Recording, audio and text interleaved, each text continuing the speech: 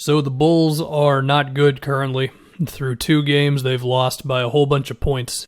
Now, as I say that, they are playing today. They are facing the Warriors, so if they win that one, you end up 1-2. I mean, at the beginning of the season, if you said the Bulls were going to be 1-2 after 3 games, that'd be pretty normal. They don't have the worst defensive rating in the league. That actually goes to my Celtics, for whatever that's worth. They also don't have the worst net rating in the league. That goes to the Warriors. But the Bulls, it's been rough so far. They've been down by 30 points in both of their games at this point. And I hope you'll excuse me, I didn't watch both of their games from beginning to end. I mainly just watched them get into the big deficit, and then I figured it probably just stays like this the rest of the way.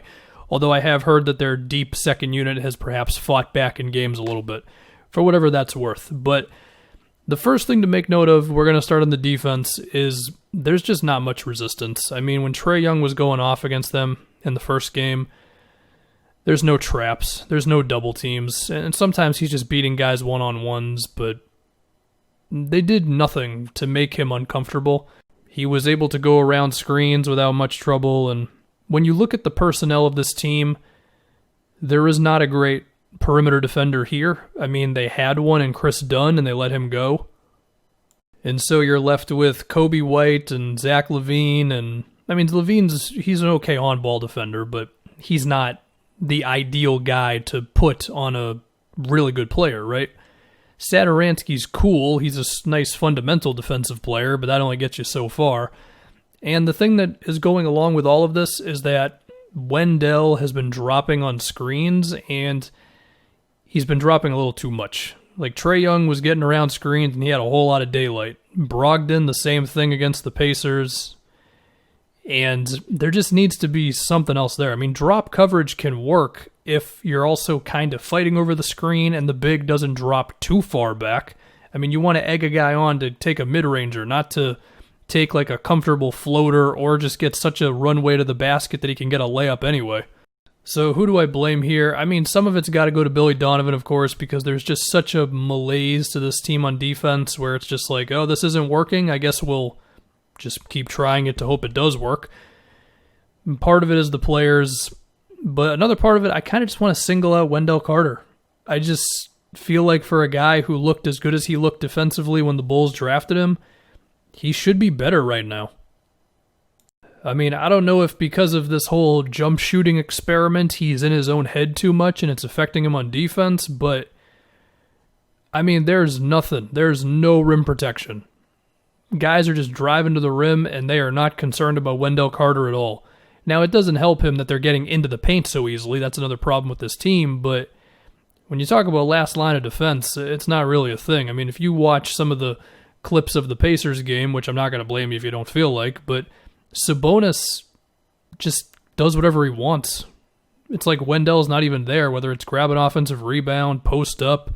Wendell fouled Sabonis many times in that Pacers game, and I just don't know what you do. I mean, you got to keep him out there because this is supposed to be your starting center, I mean, of the future, but he's also just been your starting center the last 2 years, and you'd think that he has a lot of potential still, but I don't know what's going on. I mean, I heard a thing about how Wendell doesn't do a good job of forgetting about when plays don't go well, and that's why I say again, maybe because they're just experimenting with him taking a lot more jump shots, maybe it's killing his confidence, and you need to rein that stuff back. But now it's like you're already asking him to do those things, so now if he really does have confidence issues, and then you tell him to stop shooting jumpers, that might mess him up even more. So good luck to Billy Donovan with whatever the right decision is there.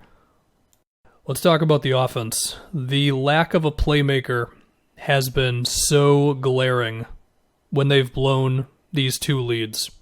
I mean, the Pacers game was actually pretty close until about second quarter. The Bulls were actually up by about 5. They blow it, and it becomes a 13-point deficit in legit like 4 minutes. And some of it was because they had bad inbound plays and offensive fouls and that type of thing. And, of course, the defense again. But some of it was also their offense was so not good. I mean, they'd run some action at the top of the key, a handoff play, or LaVine would start from the elbow and then come up and get a screen, basketball 101 type offense.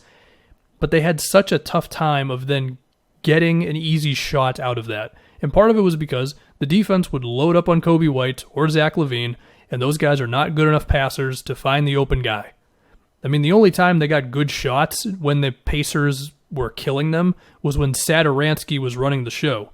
He got open looks to Porter, open looks to Markkanen. I think LaVine got an open look out of that as well. The problem with Satoransky is that he's not able to beat defenders off the dribble that much. So it's like your best playmaker can't even create offense like that, but you still need him out there because when he's not out there, it's like a high school team level of what are we all supposed to do right now? Where do we stand? Who's going to drive to the basket? It's really bad.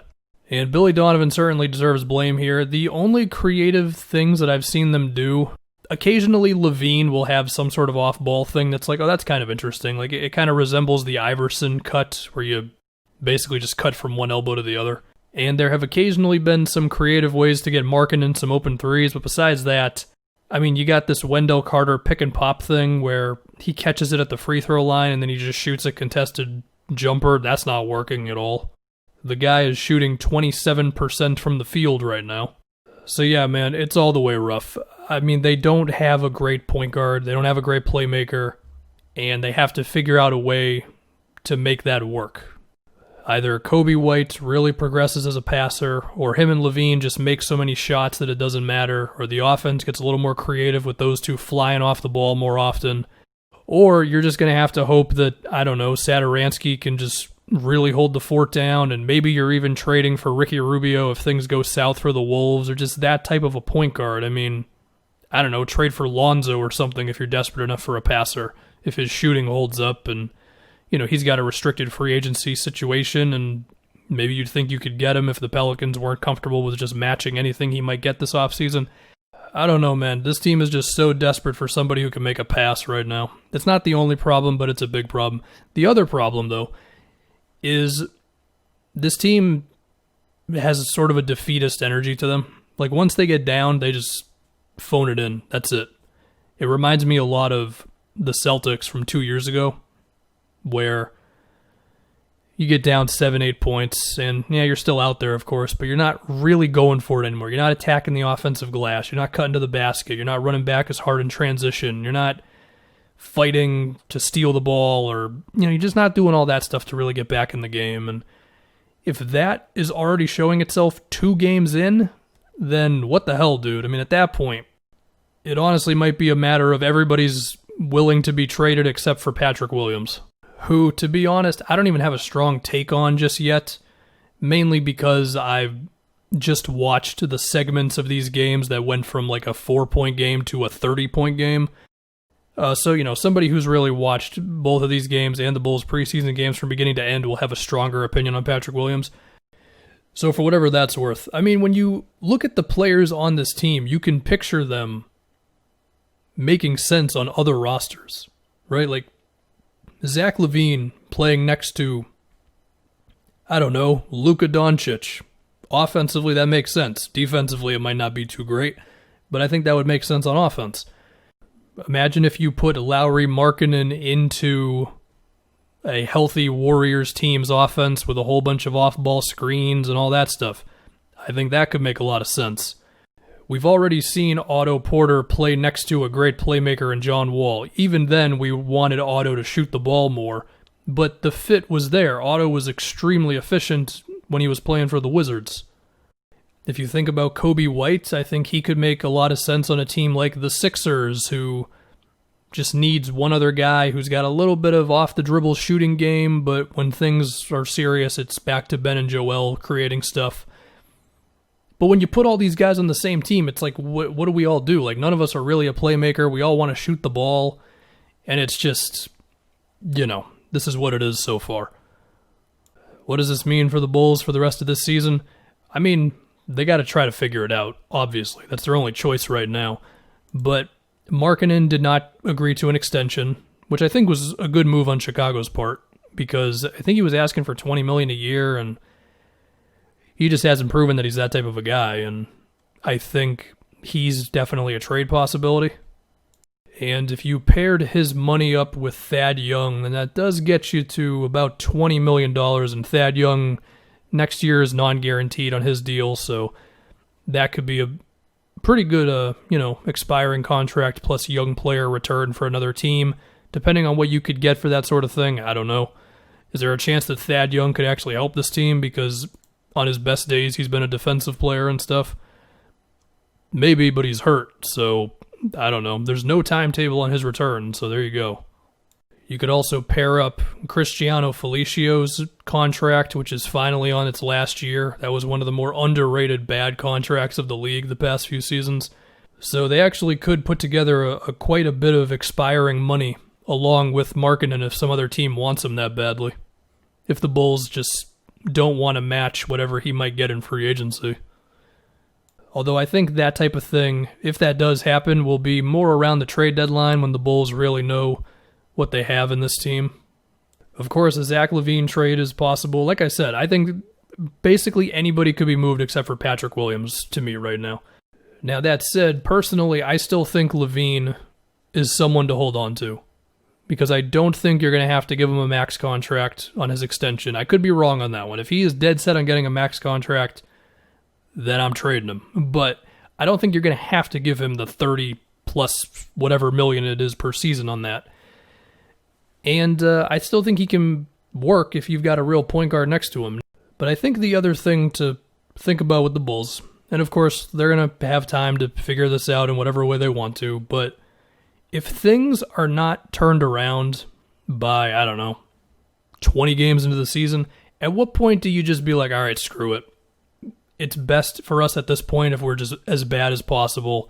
There's no fans in the arena at this season anyway. Let's just tank, take our chances to get Cade Cunningham, and we'll try again next year.